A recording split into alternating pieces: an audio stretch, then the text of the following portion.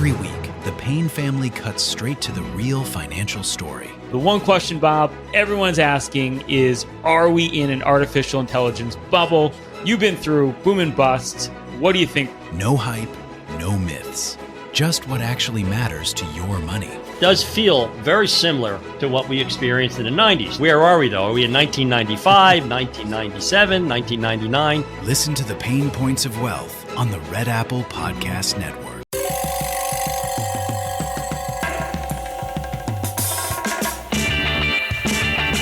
This is Cop Talk, talking crime, cases, and backing the blue. Now, here are your hosts, Captain Ed Mehmet and Detective Kevin Schroeder. Hello, everyone, and welcome to another episode of Cop Talk. I'm Kevin Schroeder, your host, and unfortunately, my co-host, he's still licking his wounds from not winning the maze race. He's really pissed off that Mandami won, but maybe next time we always tell him. But today on Cop Talk, my guests are retired Sergeant Pete Panuccio, retired police officer David Giordano, yep, and retired Sergeant Rory Capra. And here we are today. We're going to discuss everything that's going on today with city politics as well as the NYPD. So, welcome. Rory, we'll start with you. Oh, Kevin. Happy New Year. Thank you very much. And Happy New Year, everyone. Happy New Year to you and to all your listeners. So, what do we talk about? What's going on? Well, let's start with Mandami, okay? He's keeping Commissioner Tisch for now. Yes. Do you believe that will be a marriage for a while, or it's just going to be a short term? No, I think that was a politically motivated idea to keep her in the beginning, and I think it's actually very good for right now, at least, for a transitionary period, because he is a new mayor, and he does need somebody that at least has been at the helm of the police department to keep things on an even keel for now. So I think it is working for him for now, but we'll see where it goes down the road. Right. Now, there's talk that, she'll be here for like a month or two, maybe 3 months. I know we just had 2 involved police shootings, very good shoots, very good. Cops did a great job. And Commissioner Tisch came out and basically said they did a great job. And I know Mandami took a while to come out and say anything. And so your thoughts on that, Dave? He's new to the whole system. I think it's going to take him a while to get out in front of a camera on any police involvement. But once he gets his goulions growing, we'll probably see him in a quicker fashion, responding to police incidents. Right. He's still learning the job as far as I'm concerned. Yeah, exactly. Yeah. I think, Kevin, I think to be fair to him, we have to give him a little bit of pass on that, because it's like anything else. You do grow in the positions, and you're going to grow in that office, and some of his perspectives will change, hopefully. Right. Now, Pete. I'm not giving him a pass on anything. Sorry. That's why I said you're last. Go. Yeah. His statement that he came out the other night was a lot of blather. Everything. This guy's a word salad. And what he said, he second paragraph of his statement jumps into police departments conducting an internal investigation. Nothing about, hey, thank God the cops are safe. Nothing. It was nothing positive per se. It was just, a tragedy happened. He can't bring himself to say anything good about cops. I don't see this guy changing his stripes. The people around him are some of the most hardcore anti-cop. I don't know even how do you describe them, but they're so far to the left. They're literally insane. So he's beholden to a lot of special interest groups amongst the anti-cop faction, communist, the DSA, same thing to me. And he's going to dance their tune. I don't really foresee this guy at any point coming out and really sticking up for the police. I just don't see it. I would like to say, maybe he will moderate his position. Maybe he will learn. I don't see it happening. The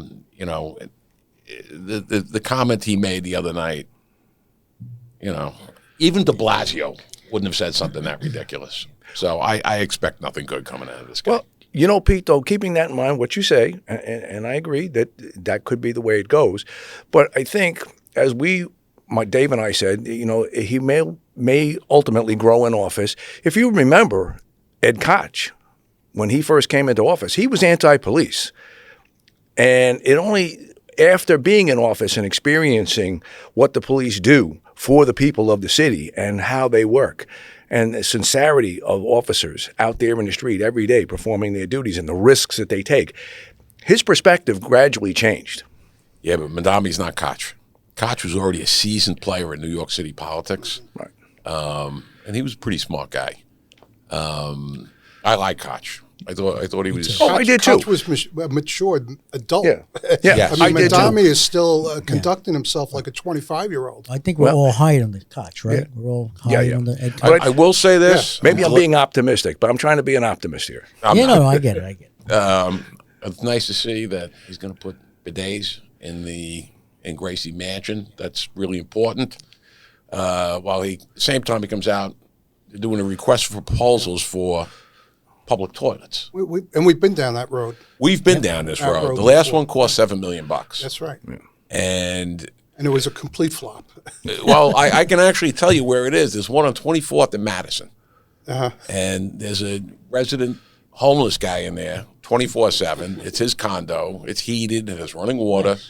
I had to use it one day and standing, not sitting, and waiting. And finally I said, you know what, let me go find a restaurant or whatever, go in. And when I came back, the same couple was still waiting there. They were online in back of me. He finally came out. I'm on the street and caught a whiff of this guy. You can imagine what it smelled like in there. So we've been down this road, and every time it's a scam. Yeah. Multi-million dollars, to just for what? Be interesting to see who gets that contract to install these Bidets? these bidets in the units. So, it's interesting, though, Pete. Mandami took forever to come out and talk on the police shootings. But the police shooting, the ICE shooting in Minneapolis, he was on it like over. that. Oh, yeah. He knew it was a murder from the get-go. I am amazed at his deductive skills Yeah. and reasoning. He's right up there with Sherlock Holmes that he could call that a homicide, You know what? a murder. I think he's a step above Sherlock Holmes, actually. This might guy's got a future like he's way beyond our intellect. That's why we have a difficult time trying to understand him. We're peasants, you Yeah, know. we're peasants. The peasants, it'll take us some time to come to grips with how he operates. But yeah, we're peasants. Yeah. Now, he kept his security detail, right? Oh, of Do we know? course. He kept his security detail? Okay. So, Yeah, but he's not getting a clearance. oh, no. No. His past track record, organizations he's been involved with. Okay. No way the feds are going to give it. But not that he cares. I mean, Don't matter. De Blasio never had one. He didn't care either.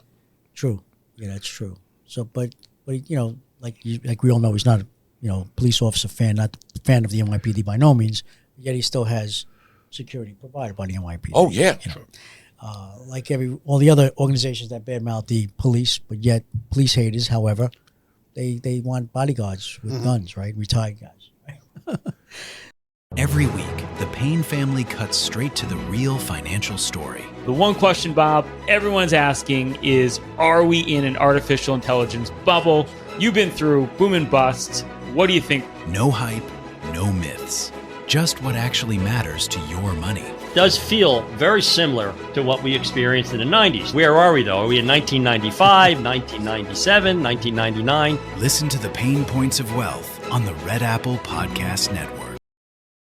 So, anyways, getting back to, so he moved into Gracie Mansion, right? I think I saw something the other day. He was moving a bed in or something like that by himself, I think. Where was he originally from? Is he from Manhattan originally? No, I think it's Queens, he had yeah. an apartment in Astoria, Yeah. not too far from where I bounce around, Okay. a rent-controlled apartment, and he infected that neighborhood. And now he's going to infect the Upper East Side. Upper East Side, Yeah. yeah. His parents are from the Upper West Side, Okay. up by Columbia. They have a really nice apartment up there. They do. Oh, yeah. Because money. he says, he did make a comment that he said, it's good to be back here in Manhattan.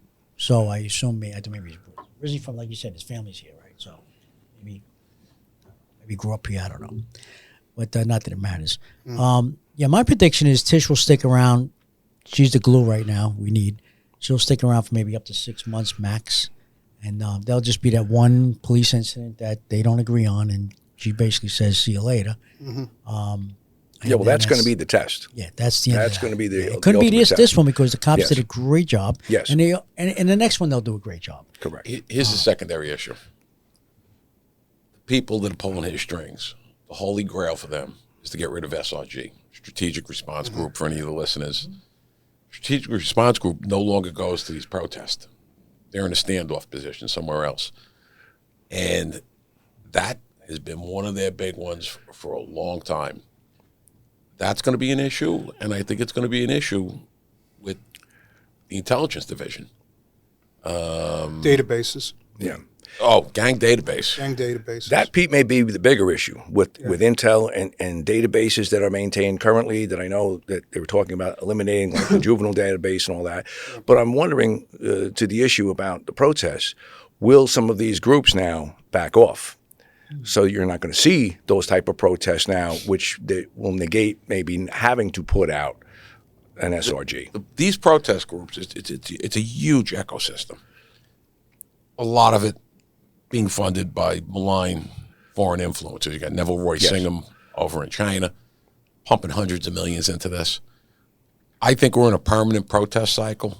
Now, they're trying to get their bearings since January 1st because there's a lot going on between Maduro, the ICE shooting, now possibly imminent war with Iran.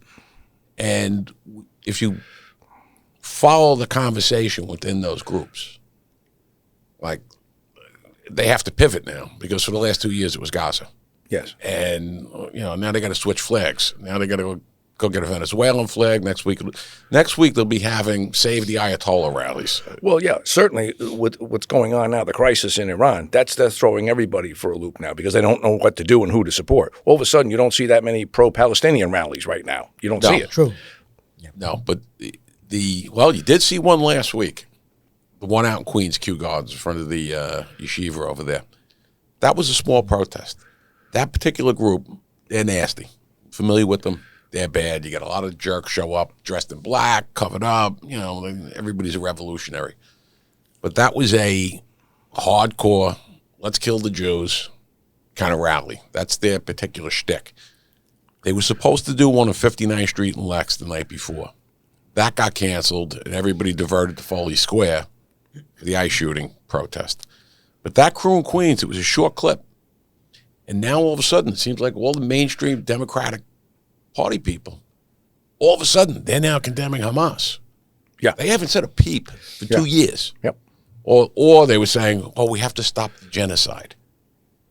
All right? But that little clip, it was like somebody just flicked the switch.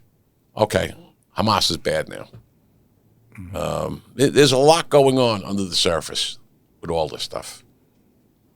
No, well, getting back to units, so you mentioned SRG, Intelligence Division, even a mounted unit, right?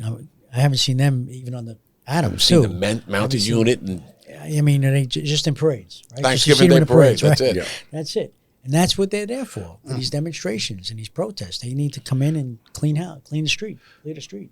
But I think that they've used them less and less over the years. They're mostly almost relegated to a ceremonial detail now. They really don't use them for protests. Started that, not using them. And then 8 years of him. And then you had 4 years, even Adams didn't use them. And now, 12 years, we haven't seen them. You're right. Do we have as many horses left as we did? Or are they? I don't know what are the they count is. Getting rid of them by, like attrition? Or I don't know. I mean, I know Troop A is over on the west side. Troop B, I think, is that Troop A? Troop B is downtown or Troop? I forget now. I think Troop A is on the west public side. relations wise, they're great. great. Home run. Yeah, Oh, they're yeah. great public relations wise, sure. Well, they're around in Midtown, as you know, right? Midtown South, Midtown North precincts, because it's nice. The omnipresence of the horse. They pet the horse. They take pictures. They're great for the tourists. Those mounted cops are in pictures all over the world. They might be the most photographed NYPD people. Exactly. I mean, they. And if you're a young single guy out there, Be a mounted cop. Absolutely. Every Still single need a- tourist that comes to still need a Manhattan huge comes to hook to get Midtown, into that and unit, they want to though. pet. They like the horse, but take pictures with the horse. That's great. I remember one time, real quick horse story, was one of the mounted guys years ago, back in the 80s, was they used to go to a certain place in Midtown to have dinner. They tie up their horses, and one horse got away, ran down Broadway. You know what I mean? It's like, oh, she comes out. Where's my horse? They had him in the first precinct. Thank God it worked out. Horses no always one go got back to injured. the barn. Yeah, that's where they They will go back to This the one barn. went down Broadway, and then he was picked They up. just had one the other day. I don't know if they had a news clip on that where the carriage horse got away and just came running down the back to the street barn. and took out a cab and whatever else. Yeah. I So got the my- activists were all over that one. I got my first EPD for stopping a runaway carriage horse on 59th Street. And the horse got spooked, and I'm a couple of months out there, and this thing's barreling down Central Park South. So I figured, well, let me give it a shot here. I'm 22, and I'm not very bright to begin with, so I jump in front of the horse and stop. All right. The horse, I guess, didn't speak English. Yeah. And bam, I grab onto the reins. And once my weight pulled his head down, he did stop. The flip side is that he stepped on my toe. Oh, I have never felt pain on my big toe like that in my life. Yeah. And I knew some of the carriage guys over there. And there was one guy there, who was a very nice man. He goes, "Can I give you a pro tip?" I says, "Sure." He says, "Don't ever get in front of a horse like that again." He says, "You see the blinders? That's all he can see is straight ahead. You know what he's aiming for? You." He says, "You got lucky." So my boss at the time was a wonderful guy. Next day he goes, "Were there any heroics involved in this?" He says, "No, I stopped the carriage. I had to do a line of duty. My toe was purple." And doesn't say anything else. And like a week later, he goes, "Here you go, kid. Sign it." He gets an EPD for stopping a horse. Yeah. Well, we did in the Bronx. We grabbed guns left and right. We got EPDs. Yeah. You know, that's Listen, Manhattan South. What can I tell you? Exactly. It's That's right. Don't get in front of a moving horse or a moving car. That's why they call it horsepower in the car. Correct. Correct. Oh, remember we used to say guys with the medals up to here, not that they didn't deserve it, but we say you must be a good writer. yeah. Because you have to, in NYPD, for our listeners, in NYPD, you have to write your own, basically for your own medal. Well, you I did never back- wrote anything. You did then. back, Yeah. back Yeah, you then. did Back that. then. Not Now about it's a little today, more yeah. streamlined, the process. Good. Yeah, and the CO can actually issue Yeah. the award at the precinct level for like EPD. Oh, which is great. Yeah, and I think even meritorious. I'm not sure about that, but I think even a meritorious now. Anything above that has to go through the procedure. That was the big joke back then. Yeah. And again, not that, everyone who had medals deserved them, absolutely, but it was a And joke, for the listeners out there that aren't familiar, like for an EPD, you would get 1/10,000,000th of a point on a promotion That's right. exam.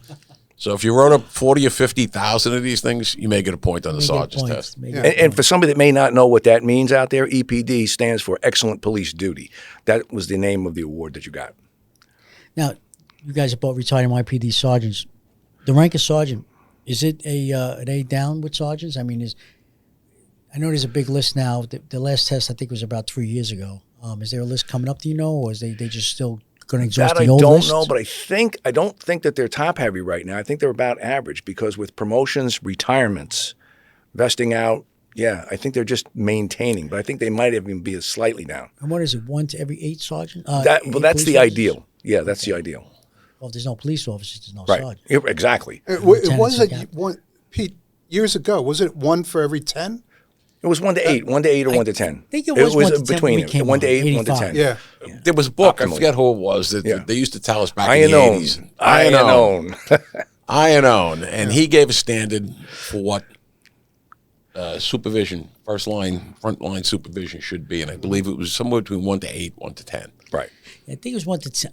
I'm just saying, I think it was 1 to 10 and went to 1 to 8, which I Yep. think it is now, I think. On a roster sheet, it's 1 to 8. In reality, Just say 1 depending to on what 10. command you're Could be in, 1 to 15. could be or more than that. Yeah. Yeah, that's true too. That's true too. Well, But wouldn't they just put out 2 sergeants on patrol then? If you're talking about 16 or 18 cops on patrol? If you had 2 sergeants. If we have some older cops here that are listening in the audience, they would put an assistant desk officer. That's right. On the desk. Oh, that's right. That's right. Be a white shield cop. That's right, yeah. Yeah, you're right, yeah. You think about that now, 45 years later, and I'm like, what were they thinking? Well, Midtown North, when I was a rookie cop there, they used to put out like 12 sector cars, like 10 sector cars, and then a robbery car, and then an SP10, SP11, West Side Sergeant, East Side Sergeant, and Theater Sergeant, Day Squad Sergeant. I mean, we had 10 cars rolling at all times. Now I think they put out an average of about 4 cars. Midtown North. Which is insane. Midtown Manhattan. There's nobody there. I mean, they do a great job even with what they have, but it's just nobody there. Midtown South, I'm sure, very similar. Central Park, you guys would probably see. Hey, watch it there with Central Park. I was a rookie cop there. Were you? Yes, Okay. I was. Okay. I won't talk about Central Park. We keep those numbers secret. We don't That's let all people good. know. No, Central Park, boathouse. That's right. People on patrol, it's classified. Great spots. No, Central Park is it's just like it is a precinct. Central Park is its own precinct. And they're busy enough to have a precinct, And the detective squad, how many guys did they have in a Central 6. Park detective squad? 6. Usually 6. I think they were slated for up to 12, believe it or not, but I think they only ever had about 6. The most I ever saw there was 6. 6, yeah. And they were on the Central Park, not the 2-0, correct? That's correct. They were their own, its own squad. Yeah, because when I went to the detective bureau as a sergeant, a lot of times I would have the coverage for 4 different precincts, usually one of them being Central Park. And you really want to see things get twisted? Get a heavy robbery in Central Park. And that notification went to the police commissioner, chief of department, and my phone would be like, get over to the park now. They got a robbery. I'm like, all right. But it was actually a major thing. We'd get aviation overhead, But back in the 80s, when I first got there, we were probably averaging 40 to 50 robberies a month in that place. It was really... it was busy. When I say it's busy, no. But was it a sewer? Yeah, there was a lot of... Well, I mean, most perps would run into Central Park from the 19th. It's a great place to You rob. get lost in the woods, yeah. And those numbers now, if they have 1 or 2 robberies a month, I would say it's a lot. But back at that time, you had an entrenched drug culture around the... Bandshell or... Bandshell, yeah. But you know what? Even with less robberies today, it's still very much the same as Pete was saying. You still get a lot of those major notifications that other squads, working in other precincts never get. And why is that? Because Central Park is essentially everybody's backyard. Yeah. So when it happens in the park, it's like it's happening in your backyard, in your home, and it makes the news. Yeah, and the media picks up on it immediately. Oh, yeah. I mean, believe me, squirrel drops a nut. It's on the news, you know what I mean? But I remember when I came on, guys would say, oh, yeah, Central Park, that's where, go chase the squirrels, Meanwhile, it was a best-kept secret, Central Park. I remember when we had Commissioner Henry Stern, when he had the person that backed into the tree, we had our very first case of arborcide. Well, he was the commissioner, right? Parks Commissioner. Parks Commissioner. On the Koch. Yeah. He was a fossil. Yeah. He had the position for like 30 years. But that actually made the papers. I remember that everybody sat there and said, what is this? We have our very first investigation of arborcide. Yeah. I saw the 2 of them out to dinner together one night up in a Chinese place up on Broadway and 63rd Street, probably about 20 years ago. They both walked. They always, there's Stern and there's Koch. Hey, how am I doing? They were buddies. They were very good friends. Yeah, very good friends. Yep. But but getting back to Koch, I mean, Democrat, but back then when Democrats were, old school Democrats, they were normal. Right, they were normal, right? Not like today where it's totally a communist. The Democratic Party is not the party I grew up in, for sure. I'm sure you guys as well. Yeah. But getting back to the police department, I mean, I know they said, I think this month there's like 2,000 police officers that can retire, right? All different ranks. That's going to happen, as we know. If I'm not mistaken, I know the last tier, I think tier 3, overtime does not count towards your pension. Is that accurate? I'm not sure if that's been corrected. But right now it's out. Yeah. Well, they're trying to change it. They've been trying to change that for a while now. Because they did change where, you you came on, like my son came on, right? He's tier 3, and it was a 25-year pension. That's right. Now it's 20. It went back which to 20. is fantastic. Now I think they're working on the overtime part. Overtime to be counted towards, because that's an incentive to the state too. The overtime. Oh, absolutely. There's no overtime. What am I doing? 20 years out. Sure. But it's just different. I mean, when we came on, cops. How many cops in a precinct had over 20 years on patrol? Oh, yeah. They loved it. It was a great job. Sure. 1/3 of the police department, I came on 1981, over 1/3 had over 20 years. The average age of a New York City cop at that time was 41 years old. But you got to remember, that was after 6 years of no hires. It was I wouldn't say elderly, but it was an older crowd. Now, people are heading for the hills. Yeah, that's a very young. Well, you know what? Going on the other end of the spectrum on retirements, I understand it's coming up again in Albany about maybe extending or increasing the age, because as of right now, it's still 63. So upon your 63rd birthday, you have to go, and they're now talking about trying to up it to 65 again. They are trying to do 65. Since I know, it's always been 63. I like that plan because there is guys on the job that would like to stay till the end. Whether it be a chief or even a detective who wants to stay. They've been doing this for so many years. What's 2 more years? I'd like to do then go out, to pasture, and no, I don't need to get a second job. I got a great pension. I'm 65. I just want to golf and fish. Fantastic. You get out at 40 years old. Let's face it. Sure. You're going to get a second job, whether it's something to do because you're only 41 years old, or you got bills to pay. I did retire at 40. I was out a couple of months. I was absolutely miserable, and I went back. Well, you went back. But you were going to do something else. You weren't just going to retire. You know what? I missed the job, and I got to be honest with you. It was the best move for me was going back. But financially, you'd want to do something or have to do something. Absolutely. Yeah, so absolutely. So left, Pete, I'm sorry, you left when you were a sergeant and came back? Or Yeah, left as a sergeant, came back. Top pay sergeant? Yeah, I had 6 years in rank at the time. Wow. But the 65-year plan, 65 years old, mandatory retirement, I think it's like the fire department has that. Yes. And I believe the police department should have had it a long time ago. I mean, there's guys, won't mention any names, but there's some guys who, good friends of ours on the board for the DEA, to SBA, to LBA, and they had to go at 63. They're doing a fantastic job with the union, but they had to go at 63. Yeah, and for your listeners, because this is radio, so they necessarily can't see us, but I will attest that we are all excellent physical specimens of manhood here. Be careful so we with that. could all be careful with that statement. on the We're job still. Social media out there, so be careful. They can see us. Here's a for instance. We had 2 detectives in the Midtown North Squad back late 80s, early 90s. Both of them hitting the 63-year-old mark. These guys were phenomenal. One guy in particular did a lot of the stuff that needed to be done that would tie up different detectives in each team. And for younger detectives, for a guy like myself, these guys were amazing. And both of them went out the door kicking and screaming at 63. I mean, you know what? I can understand people carrying on about the age. Okay, put them in restricted duty status, all right? They're not out kicking down doors, making collars, whatever. Although there's plenty of guys that are in that age bracket that could definitely go out and Oh, yeah. take doors. Oh, sure. But that was a skill set and institutional knowledge that was priceless, that was lost. Very true. And even to this day, it's still happening. It's still happening.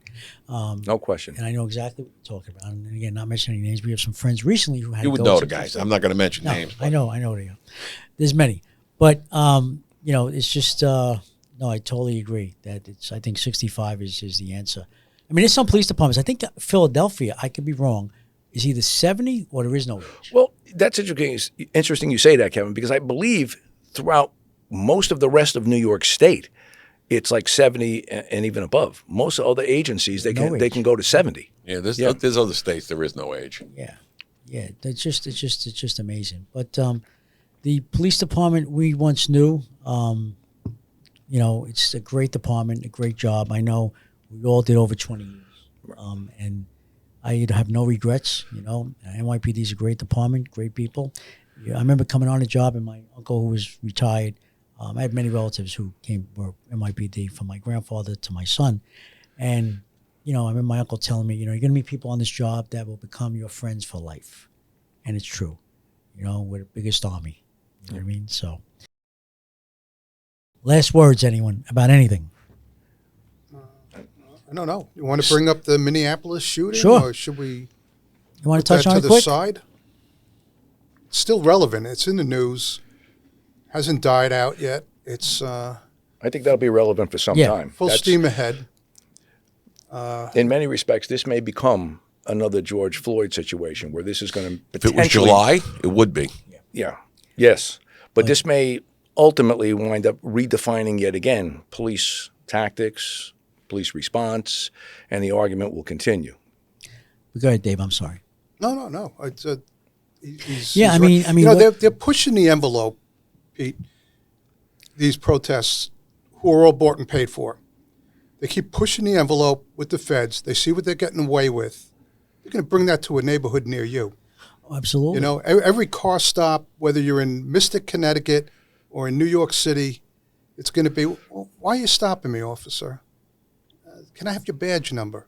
I don't want to give you my license. It's going to be a fight and argument from here on in. Yeah. They're getting away with murder up there, and it's a damn shame.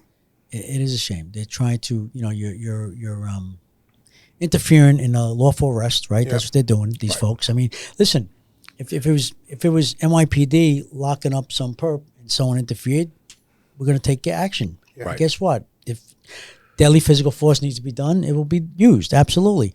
With that said, same thing here. I mean, there's so many angles here. There's so much video out there, and of course the liberal press is just showing what they want to show, as always, as with everything. You know, we know what happened. We know how we've been there. Okay. And with that said, yeah, I mean, like you just said, it's coming to a theater near you, Pete. Yeah, they're actually doing mental gymnastics, the media. And the fact is, this woman's a trained agitator, and she was looking for that confrontation.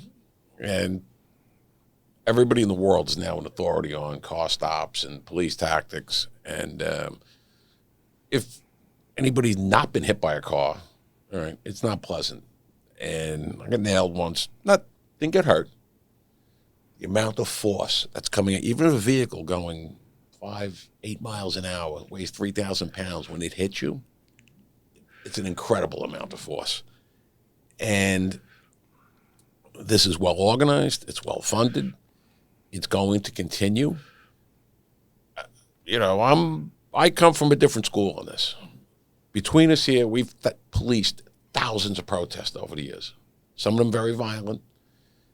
And with us, it used to be, hey, you can stand here and yell and scream and carry on from now to doomsday. We don't care. We're here to keep the peace. Don't touch us. That's right. Spit on us. Don't throw things.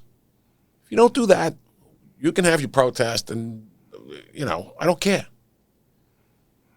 Every one of the protests that I've seen lately within New York City, the hard edge groups are pushing it to the limit with the cops. Now, in a situation like that car stop out there, or this fighting you see going on all over the place, most of these people, I think a lot of people really lost their minds after COVID, and we've now like sanctioned and enabled insane behavior all the time. Mm-hmm.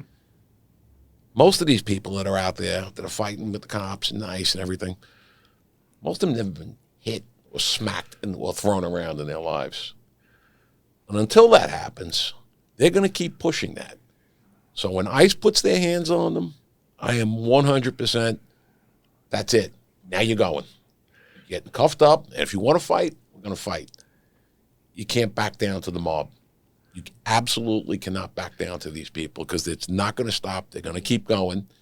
And if they have to crack some heads, so be it. Exactly. I agree. We all agree, right? I think pretty much, yep. Well, gentlemen, this has been a good roundtable session. Session 1 for 26. We're finished? I only said, I had two You just sentences. get warmed up. I had Come two on, sentences. let's continue then. No. Only kidding. Yeah, no, well, we'll be back. We'll be back. And, but it was a great session. You know what I mean? We touched, I'm sure between now and the next time we come back, there'll be a lot more to discuss. Because by that mean we'll have been in office a couple of months, and the police department will rock and roll as they always do God's work. I'd like to thank Dave Giordano, Oh, yes. retired NYPD police officer. Rory Capra, retired NYPD sergeant. Pete Panucci, Thank you, retired sir. NYPD sergeant. And I know Pete from Midtown Alert Squad and Night Watch. And whenever we heard Pete had Night Watch, it was great. We knew Anytime we heard were in Pete good had the hands. coverage, it was great. That was back when we had dark hair. Yeah, It seems like there wasn't a lot of Hey, detective some of us work still have going that on. dark hair. no, Pete what was we working. were able to have fun, but answer the bell. Yes, absolutely. So that's what you have to do, right? You got The great fun, most but important answer the thing bell. was get the job done. And great thing about Night Watch, small group of people, people with the same mindset. We go out, we do the work, we get it done, and we get it done right. Yep. That's Great. the way it should be. Great detective work. Guys on the street, great work.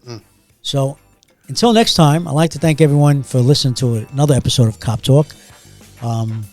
Until next time, God bless you. God bless America. God bless the NYPD. God bless law enforcement throughout the world. And God bless our U.S. military.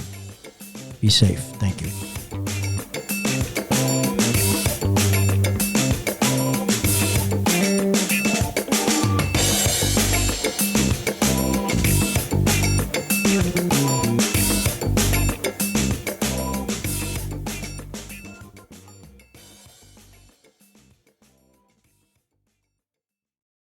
Every week, the Payne family cuts straight to the real financial story. The one question, Bob, everyone's asking is, are we in an artificial intelligence bubble?